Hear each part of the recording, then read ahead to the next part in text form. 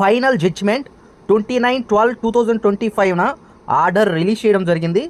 అది నిన్న అప్లోడ్ చేస్తే ఈరోజు అది రిలీజ్ అవ్వడం జరిగిందనమాట. అంటే 1 వీక్ లోపే 1 డేలోనే జడ్జిమెంట్ కాపీ అనేది రిలీజ్ చేయడం జరిగింది. మెగా డిఎస్సి 2025 నియామకాల్లో మెరిట్కే మొదటి ప్రాధాన్యత ఇవ్వాలని హైకోర్టు స్పష్టం చేసింది. అప్లికేషన్లో ఇచ్చిన ప్రిఫరెన్స్ కారణంగా ఎక్కువ మెరిట్ ఉన్న అభ్యర్థులను పక్కన పెట్టడం అక్రమం. స్కూల్ అసిస్టెంట్ ఎస్ఏ పోస్టులు తప్పనిసరిగా మెరిట్ కమ్ రోస్టర్ ప్రకారమే భర్తీ చేయాలి.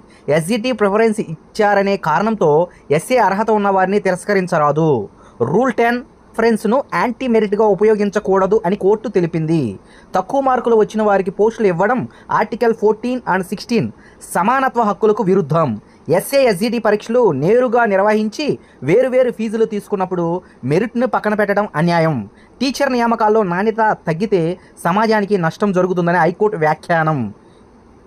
ఇంటీరియం ఆర్డర్లు ఉన్నప్పటికీ వేకెన్సీ భర్తీ చేయడం తప్పు చర్య అని హైకోర్టు అసంతృప్తి చెందింది. పిటిషనర్లను వారి మెరిట్ ర్యాంక్ ప్రకారం ఎస్ఏ పోస్టులకు పరిగణించాలని ఆదేశించింది. ఈ ప్రక్రియను 2 నెలల్లోగా పూర్తి చేయాలి అని స్పష్టమైన గడువు ఇచ్చింది. ఈ కేసులో రిట్ పిటిషన్ అలౌడ్ పిటిషనర్లకు అనుకూల తీర్పు వచ్చింది.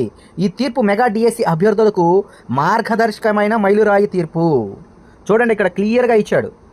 తక్కువ మార్కులు వచ్చిన వారికి పోస్టులు ఇవ్వడం ఆర్టికల్ 14 అండ్ 16 సమానత్వ హక్కులకు విరుద్ధం. అలాగే ఇక్కడ కూడా నార్మలైజేషన్లో కూడా సమానత్వం అనేది లేదు. ఒకరికి ఈజీగా, ఒకరికి కష్టంగా, అలాగే కీలో కొద్దిమందికి మార్క్స్ యాడ్ అయ్యి కొద్దిమంది యాడ్ అవ్వకపోవడం, ఇది సమానత్వం అంటే ఆర్టికల్ 14 అండ్ 16 కూడా విరుద్ధమే. అంటే ఇది పోస్ట్ ప్రిఫరెన్స్ కేసు కూడా గెలిచిందంటే ఇంక అన్నీ గెలవాల్సిందే. కానీ అన్నీ గెలవాల్సిందే, ప్రతి కేసు గెలవాల్సిందే. క్లియర్గా ఈ ఆర్డర్లో ఇచ్చాడు. పోస్ట్ ప్రిఫరెన్స్ ఆర్డర్లో నేను క్లియర్గా చూపిస్తున్నాను. క్లియర్గా ఇచ్చాడు ప్రతి పాయింట్ కూడా. నెంబర్ 1 పాయింట్ చూస్తే మీకు నియామకాల్లో మెరిట్కే ప్రాధాన్యత ఇవ్వాలని హైకోర్టు స్పష్టం చేసింది. అలాగే మీరు అప్లికేషన్లో ప్రిఫరెన్స్ కారణంగా మీరు అక్కడ ఏదో ఇచ్చారని చెప్పేసి ఎక్కువ మెరిట్ ఉన్న అభ్యర్థులను పక్కన పెట్టడం అక్రమం అని చెప్పేసి చాలా బల్లగుద్దినట్టు, చెంపకేసి కొట్టినట్టు అధికారులకి హైకోర్టు నిజంగా చాలా బాగా చెప్పిందన్నమాట. అలాగే స్కూల్ అసిస్టెంట్ పోస్టులు తప్పనిసరిగా మెరిట్ కమ్ రోస్టర్ ప్రకారమే భర్తీ చేయాలని బల్లగుద్ది చెప్పింది హైకోర్టు. అలాగే ఎస్జిటి ప్రిఫరెన్స్ ఇచ్చారనే కారణంతో ఎస్ఏ అర్హత ఉన్నప్పటికీ తిరస్కరించడం. ఎస్జిటి ప్రిఫరెన్స్ అంటే ఎస్జిటిలో ఆప్షన్ ఏదో ఇచ్చారనే కారణంతో ఎస్ఏ అర్హత ఉన్నప్పటికీ వాళ్ళని తిరస్కరించడం చాలా అన్యాయం, ఇది దుర్మార్గం అని చెప్పేసి హైకోర్టు చాలా బల్లగుత్తి వాళ్ళకి బుద్ధి చెప్పింది. అలాగే రూల్ నెంబర్ 10ను యాంటీ మెరిట్గా ఉపయోగించకూడదని కోర్టు తెలిపింది. రూల్ నెంబర్ 10 ప్రిఫరెన్స్ అని యాంటీ మెరిట్గా ఉపయోగించకూడదని కోర్టు తెలిపింది. తక్కువ మార్కులు వచ్చిన వారికి పోస్టులు ఇవ్వడం ఆర్టికల్ 14 16 సమానత్వ అని వీళ్ళందరూ కూడా పోస్టింగ్ ఇవ్వాలి. కానీ ఇక్కడ మనకి ఒకటి ఏంటంటే మైనస్ ఏంటంటే ఓన్లీ ఒక కేసు, అంటే ఒక కేసులో 9 మంది మాత్రమే ఉన్నారు కదా, ఆ 9 మందిని మాత్రమే వాళ్ళకి మాత్రమే ఇవ్వడం అనేది ఆర్డర్లో ఉండడం జరిగింది.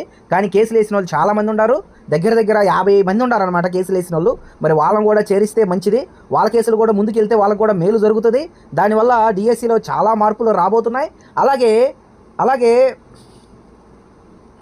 అలాగే అందరికీ అంటే ఇప్పుడు ఎస్జిటి వచ్చిన వాళ్ళు, ఎస్ఏ కూడా సెలెక్ట్ అయిన వాళ్ళు అలాంటి దగ్గర 2000 నుంచి 3000 మంది ఉన్నారు. అందరికీ అవకాశం ఇస్తే నిజంగా అది ఇంకా మెరాకిల్గా అవుతుందన్నమాట.